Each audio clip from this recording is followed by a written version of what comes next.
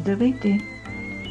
Днес ще плетем тази универсална, обемна и релефна красота от 6 бримки и 2 реда. Ще ви покажа и лесен начин за кръстосване с изплитане на 2 бримки вляво и вдясно. Да започваме. На първият ред сме от лицевата страна. Имаме 2 крайни бримки извън схемата. След което следват 4 лицеви и 2 обаки. 4 лицеви, първите 2 кръстосваме и изплитаме в дясно, вторите 2 в ляво. В дясно го правим последния начин. Сваляме първата конеца отпред, изплитаме втората, подхващаме първата отзад, издърпваме втората, изплитаме първата. В ляво изплитаме за задната стена втората,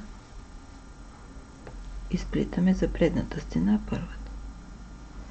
2 обаки. Отново. Конецът е отпред, сваляме първата.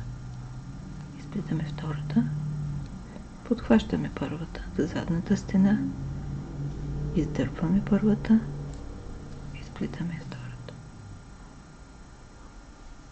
В ляво изплитаме втората за задната стена, изплитаме първата за задната стена, за предната стена, след което 2 обаки.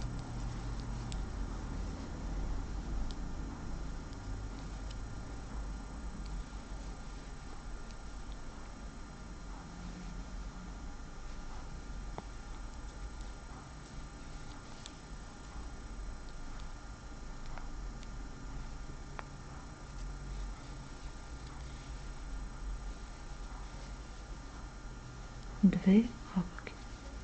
И така продължаваме до края на реда. Втори ред от опаковата страна. Тук нещата стоят по много прост начин. 4 опакове, 2 лицеви. 4 опакове,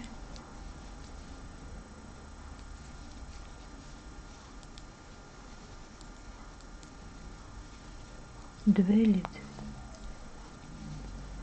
4 опакове,